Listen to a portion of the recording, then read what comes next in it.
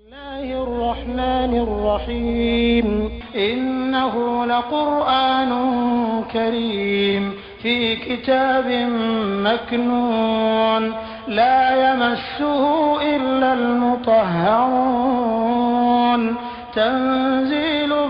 من رب العالمين بسم الله الرحمن الرحيم إنما يريد الله ليذهب عنكم الرجس أهل البيت ويطهركم تطهيرا.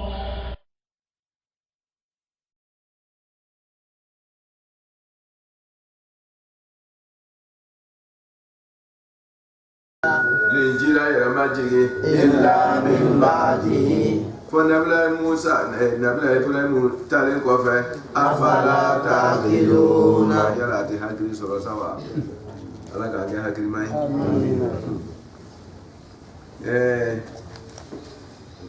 ko do be avec mo wono comme nogon sugu dole wala ma iba mi ko afo ba inalmai kata soro normal tede aba yere karama ni nya do ko kono do ba ka dalam na yoro sababu ni sera buluma nabila Musa alayhi salam ani frawda ko shira frawna ko aka mo woma frawna ko aka mo woma ko ye bon jandolo ay frona nabla Musa ni frona yona et puis nabla Musa ka beru bla ka saw bola ko shaman kera frona desela amalo abe mi ke tuguni aya jama ko masala ka yire nabla Musa ko ça veut dire que ni la ya be étudier iba e ko frona ka pouvoir ba danger parce que nabla Musa na fe frona ma se ka shiko kan frona ya jama ko masala ka tlala o tugula nabla Musa ko c'est-à-dire que frona a pintol o tma ibalo o yoro to la plunte tugu quoi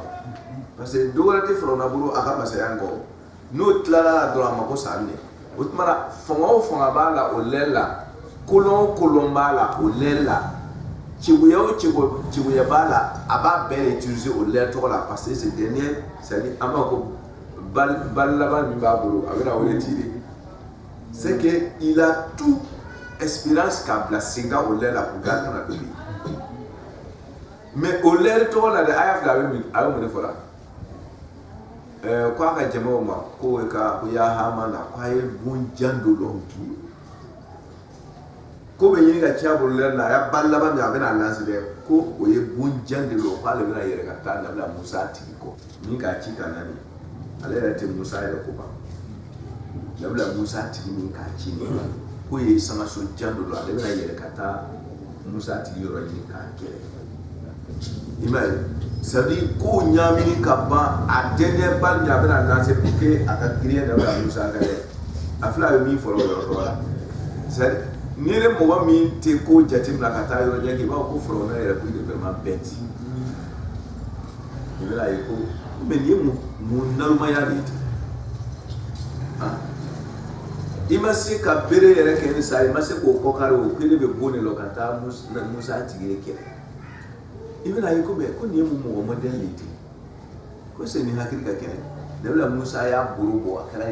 yere imase ko ko kare e bi na sanga so le kata fo sango ko ata la era dikere bon iba yeme ya kwa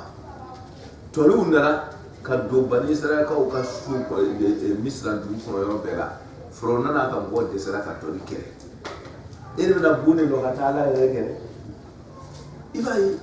comme c'est quoi ni masabai e bi abe yoro na ko damna te ni de ni ko la ba wati ude na kara tugudi ni espérance ko baba o bete menen ko fe hal garanga o benda na amase bo shikere ka ba falla irna bune lo ko salama garanga mi bi ka fonde mase ka tlawla bon iba e ko me ko frona ko jannaru man da fanno ja ilil makul fam ko so ni kuma no na ke il faut bien étudier kala mo no mi te ko normal no le o kachibu Et alors Frona me fait ami Kéolana. Dernière balle il avait lancé. Il craque à terre à en profondeur. Comment Kaya ka jamo be tlala mo kera misara le ka so ka do sose ni ayi misara famu abena ndemi amena lina amofa Frona ka yekuma ya mo be tlala solution du taburo priou taburo tout akanga na politique jumane pour que kaka mo bloqué fongata nyetuguni fofu itanye tuguni akoma ko bon kwa ibolo ni mandesa ko musa ke ale ka do wale ko min ka chika na ale beta wori ko we ale ko bon ko mo ye lale la kwa ale se ka musa ti ke ko tuma ko mo ma ko ay bolo mune abe mune la yina aw gona ba o bolo la tuma juma na ko ko non ko ale ma décédé parce que à décédé mais il faut trouver argument d'une manière comme on a hakili soye ko ay bolo aw bena o bonne lo ka se sangaba kono lojuma ces périodes là il est en train de gagner temps c'est-à-dire avec temps ni parce que avant lo avec dans les milliers pour que mo gon kana parce que be commencer à ta na la musa ko mo be clara là priorita ko ka ko kare autrement il faut occasionner ko bon ko amena enquête ke o bena ko amela ni ke o beto le la katambe ta anyate so o frona ko ayi politique de jouer mo ka no te akalo alisega ile kata la kero abo lo cho mais pour que ka mo haklin tan mu hakli soye ko ka bonlo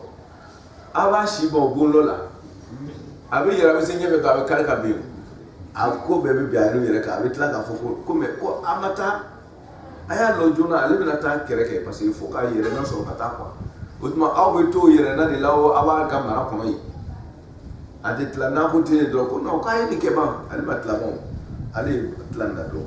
bon mo jole sala wala ko bun do to na il est en train de gagner temps d'abord et deuxièmement il est en train de faire perdre beaucoup d'eau nous be yere bo to sa do fara ka be fa o fa ay mo sa salai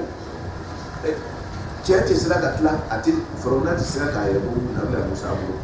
na ko mana ko no ko il a préparation avec guerre la bena aw ba shi ba le ka mas joya ko ni c'est une solution de l'eau comme on coloniser parce que à décéder quand même prévu au système sous le cachia masau buru ngo buru no décéder dron o be na hakila minu de dron allez parce que prévu au buru et maye amo kiti de kayona ya ahlal kitab Taurata l'Injila Yahudia ni Nasara Oban karama cho Kafoko Taurata jila nabila Ibrahim kofi mais oluba nongo nabila Musa ni nani Taurata yo oh nabila Ibrahim mamade ta mamade ja wala na kenda nabila Musa Yahudia ba karama cho ko Taurata jigla nabila Musa nabila Ibrahim kofi c'est dit kele kan kolo quoi moi tu sais qu'à Foko samedi devait conduire non ateo juma devait boyer samedi devait se gana yeah unyama c'est des kobeteni sokomanda tu sais qu'à ke vous la fait la kofe vous la fait la sokomanda devait con vous la fait la ni c'est dit kele kan kodo namara tala nabila Ibrahim kona nabila Musa nye fro Yahudia ni Nasara manyo so sonina mais adun kera chugodi Yahudia ni Nasara ba foko nabila Ibrahim kera Yahudia ni Nasara kaso dumbalo nabila Musa nabila Isa o ben nana nabila Ibrahim ko fe halati suma femi te wati kene sangi keme kotere te nyonga sraira da nabila Ibrahim warai ade Isa ka kai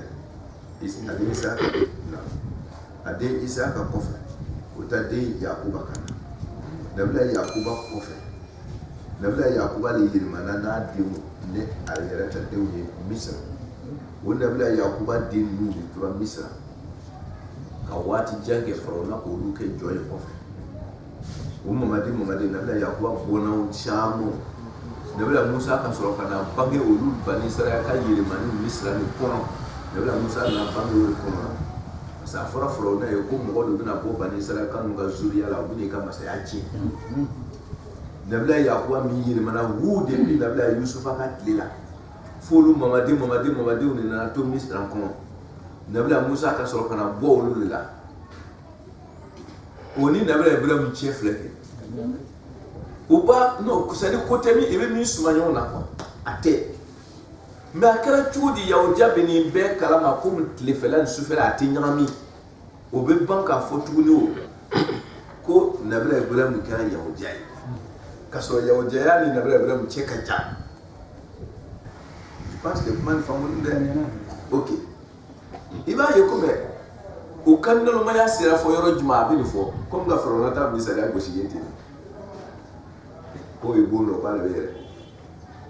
i b'a ye komi naluma tɛ dɛ plan ba de b'a kunna mɔgɔw n'i ye k'a ye i b'a miiri k'a bɛ nalumaya la ninnu naluma t'o ye dɛ k'a fɔ ko nabila Ibrahim kɛra Yahudiya ye ka taa sɔrɔ Tawurata jiginna nabila Ibrahim kɔfɛ ban mais mun b'o bila nin fɔli la kunfinya tɛ dɛ plan jugu dɔw b'o kɔnɔ tuguni n b'a surunya puis an ka a warada ta n bɛ laɲini di puis an bɛ warada ta n'i y'a faamu dɔrɔn i b'a pratiquer en même temps a bɛ nɔgɔya i ye olu Yahudiya ninnu komi o yɛrɛ b'a dɔn ko Yahudiya daminɛna nabila ye Musa ka tile de la ale nana n'a ye nasɔrɔya fana nabila Isa ka tile de la ok o b'a dɔn ninnu ni nabila Ibrahim tɛ ɲɔgɔn sira la o b'a kalama cogo mais mun nana n'a fɔli ye ko nabila Ibrahim ye Yahudiya ko bɛ sɔrɔ a la fo ni ɲɔgɔn sɔsɔ a la Yahudiya b'a fɔ ko nabila Ibrahim ye Yahudiya nasɔrɔ b'a fɔ ko nasɔrɔ Yahudiya b'a fɔ ko Yahudiya bɛɛ bɛ nabila Ibrahim samana ka bila a kan na dɔw wɛrɛ tɛ dɛ Yahudiyaya ani nabila ani Tawurata ka jigin Yahudiya daminɛ ka di Tawurata ye ka di nabila Musa mais Yahudiyaya tɛ Tawurata ye Yahudiyaya tɛ nabila Musa ye mais Yahudiyaya daminɛ don ka di Tawurata ma ka daminɛ ka di nabila Musa ma o tuma il y a deux choses il faut faire différent olu bɛ min dogolen kɛ o b'o de kɔ mais ele b'a yɛlɛ sanfɛ ten ko Tawurata ko don ko nabila Musa ko don non taabolo in ko don Yahudiya ni an b'a fɔ ko Malikiya Shafi'iya a ɲɔgɔnna bɛ silamɛya kɔnɔ de kuranna ka fɛn o fɛn fɔ a bɛɛ dɔ bɛ yen n bɛna ba nin na ka ban ka misaliya di ma silamɛya kɔnɔ taabolo min n'o de bɛ wele ko Yahudiya taabolo in Tawurata tɛ Linjila tɛ nabila Musa tɛ Isa tɛ taabolo in ko don tagasira in ko don philosophie min b'a kɔnɔ o ko nabila Ibrahim ye o de ye n'o de Tawurata kɔnɔ o b'a dɔn ko o jiginna kɔfɛ o nabila Musa nana kɔfɛ o personne o tɛna ɲɔgɔn sɔsɔ nabila Isa Linjila o jiginna nabila Musa Ibrahim kɔfɛ papa o b'o kalama o tɛ ko n'i y'a fɔ dɔrɔn ni ko o bɛ yɛrɛ f'i ma o tɛ yen o ko non ko Linjila nana ni taabolo min ye nasɔrɔya Tawurata nana ni taabolo min ye ko Yahudiyaya o Yahudiyaya ni ani nasɔrɔya ye ko nabila Ibrahim tun ye o de ye c'est à dire laɲini min b'a kɔnɔ an b'a fɔ ko le arbre Karbala ko le Yom Ashura philosophie de b'a la olu ye Yahudiya philosophie de ta ko nabila Musa ye o ye nabila Ibrahim ye o ye nasɔrɔya fana ye o de ok o tuma na n'i ko non ko Tawurata jiginna nabila fɛn ma sɔrɔ ko non ko olu kan bɛ taabolo ɲɛma c'est à dire olu ɲaminɛw amina Maintenant na misara bo islam yala ko se do on tuni abe na fam ko fe tuni ni ya ta islam yala wonya kere ke mo shama be o ka do ka fo ko islam ka anu yere chera ha mo fu mtu esa ko imam maliki anana haraka ko fe ba nana la kira ko Shafi anana la kira ko Hanafi tant ben la kira ko ubolo mais maliki be taburu mika est-ce que on nana la kira ko fa no to walo ko maliki le nana la kira ko fa utisiga ulawa mais maliki ka taburu est-ce que on nana la kira ko fa wala ko le ala kira kata asrai nun ko yahud na taurata nabla musa na nabla ibrahim ko fe mais taurata sra yahudiya sra we nabla ibrahim tay maliki nana ala kira ko fe disiga uma mais maliki ka taburo est-ce que on na ala kira ko fa wala ko no ko ala kira ta voilà le même problème Yahudia ou ni nasoro ko ko so be nyon corona o nyon so sola ha antum hajajtum fi ma lakum bihi ilmu ayere nya ba don yala cho me ka ba nyon so sola kala sunye abete taburu to nunde ni yo ni ka lo ko no ni kwa na la ka ko mais ay taburu chere na la kala maliki bangira la kala ko shafi bangira la kala ko mo bangi kala kala so shila han bari biti ahmad duna hanafi biti mais o ka taburu do mi yere be wala ko maliki yere bangira kala ko mais malikiya dun kala chodi ka ke kala taburu Shafi bangela kira kofe Shafi ya kira chudi ka kira ka tasrai il y a une philosophie qui est là ni nabla Musa nabla Ibrahim kofe avec que chudi nabla Ibrahim kata nabla Musa ka tasra avec nabla Ibrahim ka tasra yi mo ko ma bola ko na kono tale ne be la mo temelo ka fola aw bi mo yere ka aw sala mo yere ka parce que abila bi a piège mo wala ko fato to yo ka fo ko na bela Ibrahim ye jawo jayo ka so jawo jayo na ko fe ils ont une philosophie de l'eboku comme aba fa afona sala mo ngorote do bangira kira ko fe na ikira ka ta sala ta ka dama ko de sala ya ni ko ala kira ta sala ta zakari anako ya ahlal kitab akwa kitabu dunga kitabu abe buru ni salamu kitabu aburu qur'an aka karajo ahlal kitab ya ujo tawrata baburu to abaji tati belo nasara linjira baburu aba ko be kara ya ahlal kitab au kitabu dunga alma ba kara lima tuhajun lima mukoso to hajuna aw be dalam nan kelege abe sosoli genge fi Ibrahim nabla Ibrahim ka kula wama unzilat at-taurat kaso taurata majiki wal injilu linjila ila majiki illa min ba'dihi fa nabla Ibrahim talibu adun chara tudi o be ken nabla Ibrahim ka tabu ye kala so afala taqti ko yarate hadde so parce que abe ko se ka histoire ka ngani parce que yahudiya ati ko lenjila o te dogoray ni wala ma tawrata dogo ka no flash te dogoray ka foko o na bla bla ko fo yoye mais o do ye o lu ka locho o ka histoire la ke yahudiya nasoro yake adam na asindila a partir de tawrata jini lenjila jini isa yahudiya damna na jini otmana no do sinila ni ne jini kofo odun jigira nabila ibrahim ko fawo adume ke cugodi ka kati ay ko na la zega nya ala ko ha antum salamu ko se de yorona bon ha antum aw nasara ha ulani yahudiya wala ha antum aw yahudiya ha ulani nasara hajajtum abu dalamna fima findakula lakum kelkela aw bihi femina ilmun lonina abu soso fenka kula we fejmay te jakula a hakika mana wulati fufu we kere fa to la misira do fofu na wati am permiti a hakika we nyon dalam na femina ala ko kaso lonya ba yoro wode nabila isa kadenya ala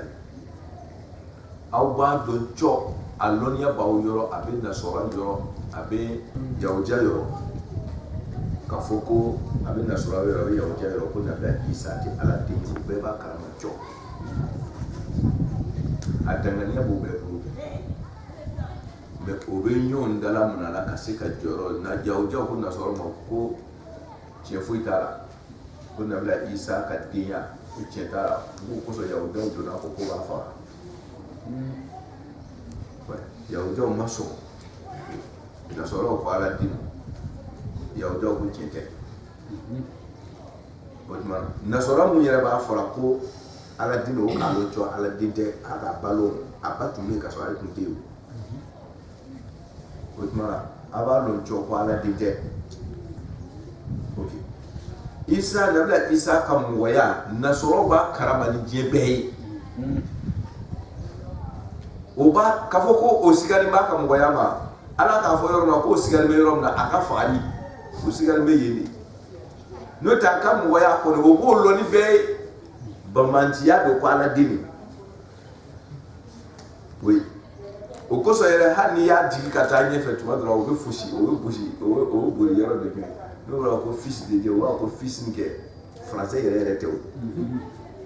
shia kan gore ko ala ko ayatu ba fisni aya sege o bolni ko fe no dera ko la ba o no ko alti be balo ditala ke wala bilay lam yalid wala yuladi o be balo la insa ata man khalaqa samawati wal ardi la yaquluna allah sangaba di dukoro mume isa bo kono o ba lon cho ko dani bela jelen tigi alay o ba lo fiu fe me sangwa ko fiu me dugoro ko kalon ka be alata ala ko la insa altahu man khalaqa samawati wal ard jure te samawati ni adu kono dan fena ebe mi la yaquluna allah o ba lo cho ko alali beka isa ka moya lo beka isa ka dan fenya lo yawja ba karaman be na sura ba karaman be dole banno kala su arako ha antum aw de ni aw na sura aw yahudja ha jaitu aw na sura so na sura fa aw yahudja so fima fina lakum kalibe aw yabihi femina ilmu lonina abin yon dara na wala falima mun kere ko so fana tuhajuna abenyo soso kanyo darana fima fenda kola laysa kalima kalakum aw yabihi fi min ilmu lonna wal jumay akoro samma ngaro manga goro we kera fe men ba samma tira akoro hakika we nabila ibrahim alayhi salam ka yawje anaka nasoro ulon to sife alon to sife bolon tola ate yawjala ko nabila ibrahim ye yawjai ate nasora la ko nabila ibrahim ye nasora yi mais quand même beba wirila beba fora nasora ba fora ko nabila ibrahim ye nasora yi kaso atalo yawjabe kanga idako musuni tle ko nabila ibrahim ye yawjai kaso ate nabila Ibrahim yahudiya de nabila Ibrahim ka yahudiya karama. Ok. N'i y'a pratiquer silamɛw kan bɛɛ bɛ kuda ko kira ye Shafi ka taabolo ye. Ɲɔgɔn bɛ Shafiya sira kan ko kira bɛ Shafi ka taabolo ye.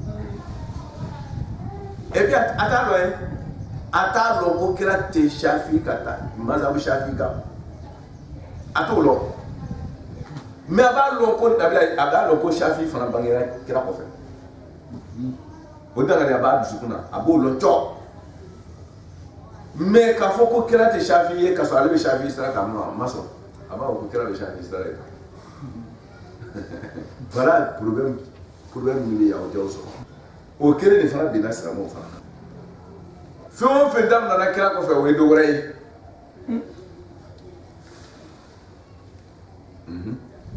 i k'i jija a ka tinte ka se kira ma dɛ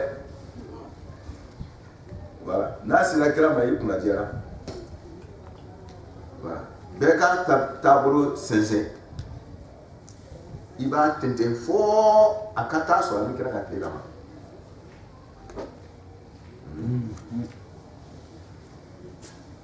ha antum haulai hajaitum fima lakum bihi ilm lɔnniya b'o bolo min na n'o ye ɲɔgɔn sɔsɔ a kan n'o k'o di jɔnni ma o k'o di nabila Ibrahim k'o bɛ nabila Ibrahim dɔn mais k'o ye ɲɔgɔn sɔsɔ a ka yahudiyaya kan n'o tɛ ko bɛɛ b'a lɔn ko nabila Ibrahim ye kira ye ko nabila Ibrahim ka kiraya lɔnniya o bɛ yahudiya yɔrɔ a ka kiraya lɔnniya kan ko kira don u bɛ nasɔra yɔrɔ u ma ɲɔgɔn sɔsɔ nabila Ibrahim ka kiraya kan nasɔra b'o dɔn yahudiya b'a dɔn ko nabila Ibrahim ye kira ye dɔw y'a fasara o kan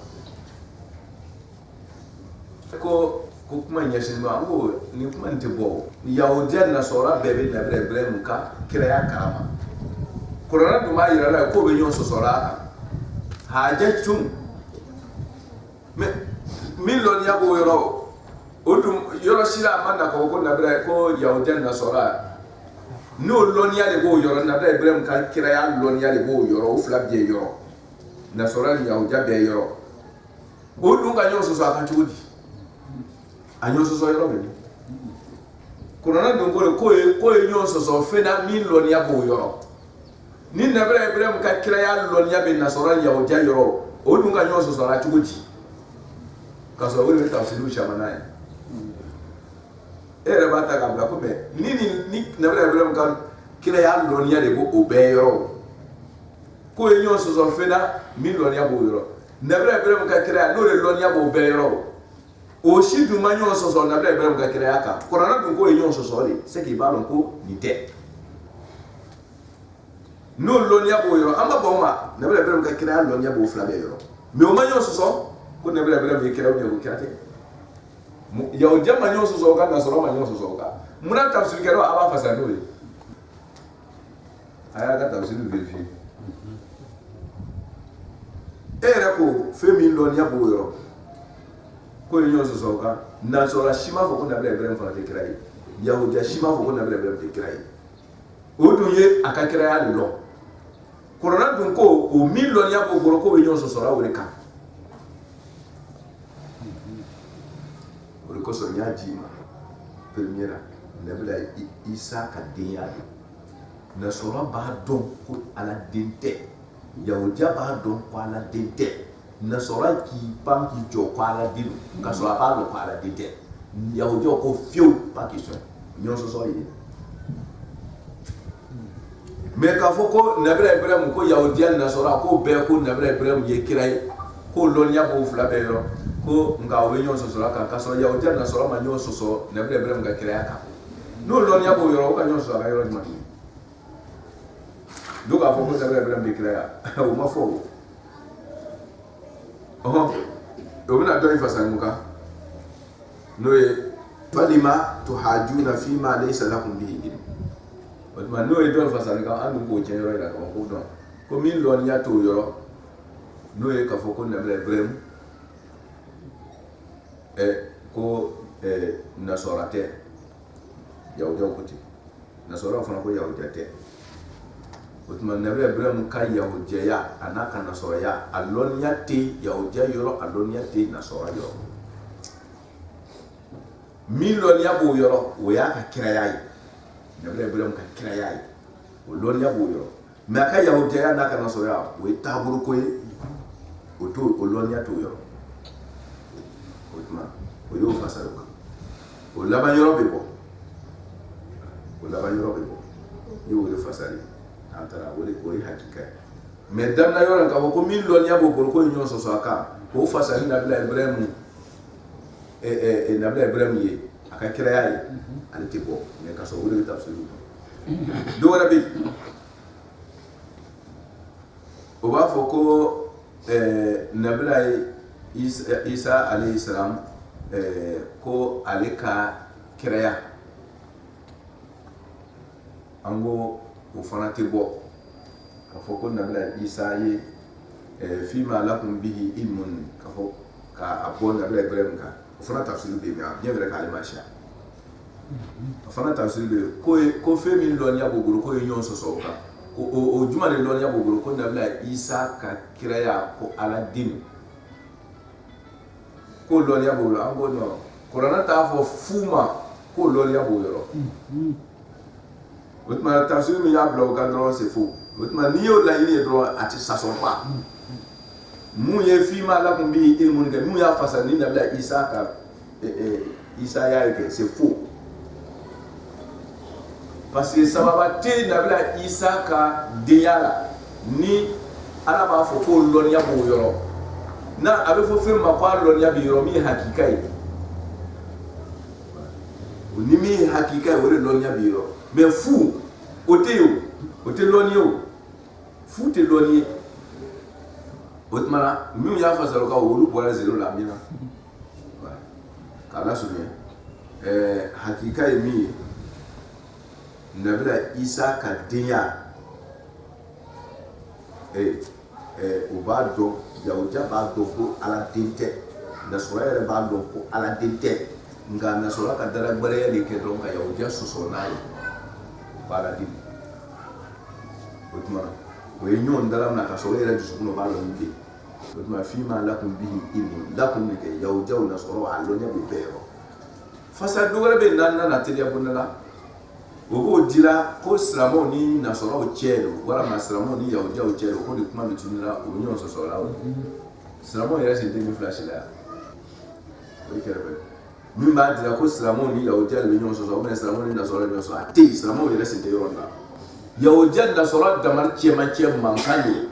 k'a kɛ misaliya ye k'a di ko silamɛw yɛrɛ fana dama ni ɲɔgɔn cɛ mankan bɛ na ha antum ayiwa aw de ye nin ye bi aw silamɛw aw yɛrɛ bɛ ɲɔgɔn sɔsɔ la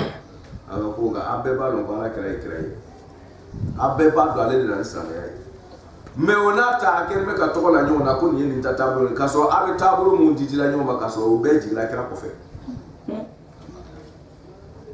ha antum aw de tɛ nin yɔrɔ ha antum yahudiya aw de filɛ nin ye aw bɛ nasɔrɔ sɔrɔ ha antum aw nasɔrɔ fana aw bɛ yahudiya sɔrɔ ensuite mana sunya hajjatum aw bɛ ɲɔgɔn sɔsɔ fima fina lakum kɛrɛkɛrɛ aw ye bihi fɛn min na ilmu lɔnni na falima mun kosɔn to hajuna aw bɛ ɲɔgɔn dala na fima fina lesa kɛrimakɛ lakum aw ye bihi fɛn min na ilmu lɔnni na min lɔnniya t'i bolo i b'i to ɲɔgɔn sɔsɔ o kan i ni min yɛrɛ lɔnniya b'aw yɔrɔ a kɛrɛmɛ ka hasidiya ni ɲɔgɔn ka na gɛrɛya kɛ ka ɲɔgɔn dala minɛ o la o min yɛrɛ lɔnniya t'a yɔrɔ a ka dama o la sisan mun ɲɔgɔn sɔsɔ de b'o yɔrɔ la tugun ayiwa k'a lasurunya fima lesa lakum bihi ilmun wallahu a'lam wallahu ya'lam ala de bɛ dɔnniya kɛ wa antum aw tigi tɛ la t'a dɔn a tɛ dɔnniya kɛ ma kɛra ibrahim ala ko nabila ibrahim ma kɛ yahudiya ye ala kɛra tɛ shafiya ye malikiya tɛ hanafiya tɛ foyi tɛ voilà ala kɛra ye rasulun min Allah bil islam voilà n'o tɛ tɔgɔ wele kɛ o kosɔn n'i donna alubɛtiw fɛ yɛrɛ u ka taabolo la k'a ɲɛɲini ka taa ka ɲɛ b'a fɔ ye k'a fɔ ko mazhab ahlul bait nin yɛrɛ o bɛɛ ye mankan de ye sanfɛ n'o tɛ hakika yɛrɛ tɛ mazhab ahlul bait non al islamul asil b'o de f'i ye hakika yɛrɛ la n'o tɛ imam Jafar m'a fɔ ye ko mazhab Jafar imam Jafar m'a fɔ ye yɔrɔ si Al-Bayt, si ma foi quoi, le mazhab Al-Bayt, athée, ça n'existe pas. Allez, là, maman, tu ouais, le mazhab al-Asil, al-Islam al-Asil, l'Islam, il y a la salle, au bout de bébé. Tu peux pas faire la conférence, au bout de bébé. Ben, non, au bout de soleil. Kira ka bagi ta ka be chemi mbola ka bi kira yere masuma yere mabanko haya mugo indi tarikum fikum sakalaini kitab Allah wa itrati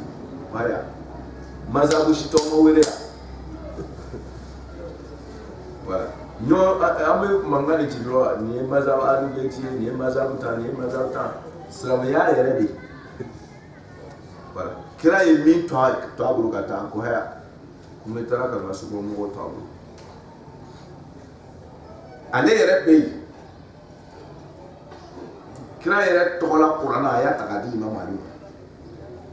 a y'a bagi a y'a don a bolo la kira ye cɛsiri jala a y'a siri Imam Ali cɛla k'a to a ka saya de bɛ kan k'a ka langara ta ko Ali b'a ta k'a ka muru ta Ali a ta voilà mɔgɔ min bɛ kira tiɲɛ tabaga ye olu de bɛ nin bɛɛ ta k'a lasurunya o tuma na ni min ta ma se kira ka tile ma ni min bɛ taabolo dɔ kan n'a i y'a tɛntɛn ka histoire kalan bɛrɛ n'a ma se kira ma dɔrɔn a daminɛna kɔfɛ de kira yɛrɛ de jɛnna k'a fɔ ko nin a yɛrɛ de jɛnna ko nin de y'ale ta ye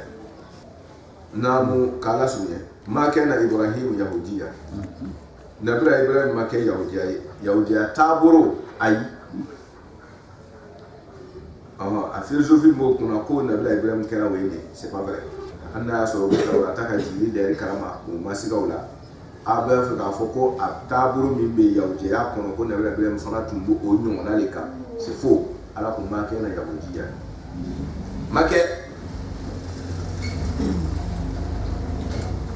ni ko kira tun bɛ Shafiya de kan Shafi ko ka bisimila rahmani kalan seri kɔnɔ k'i kan o kɛnɛ ma Maliki ko kana i kan o kɛnɛ ma ni bisimila rahmani ni kira bɛ Shafi ka taabolo de kan Maliki don ni ko a bɛ Maliki ka taabolo de kan Shafi don kira ma kɛ Maliki ye a ma kɛ Shafiya ye hakika de o ye a bɛ digi la quoi mais an ka tiɲɛ ye tiɲɛ ye a bɛ laban wele ma wallahi kira ye ma kɛna Ibrahim yahudiyan yahudiya tɛ wala nasraniya nasara taabolo yɛrɛ tɛ walakin ka kɛna nabila Ibrahim kɛra hanifan mɔgɔ tilelen musliman yɛrɛ di baga ala ma nabila Ibrahim tɔgɔ de bɛ ten musliman kira yɛrɛ ko muslim ale ye muslim yɛrɛ di baga de ala ma tɔgɔ caman bɛɛ ka philosophie ka laɲiniw bɔ k'i da jɛ kuma la dɔrɔn zéro voilà an b'a fɔ dɔrɔn ko mazhabu shia tɛ kuma la an b'a fɔ ten dɔrɔn n'o tɛ hakika tɛ o al-Islam al-Asil o de ye hakika ye wa ma kɛna mina mushrikina nabila Ibrahim ma kɛ mushriku ye ala kana kɛ mushriku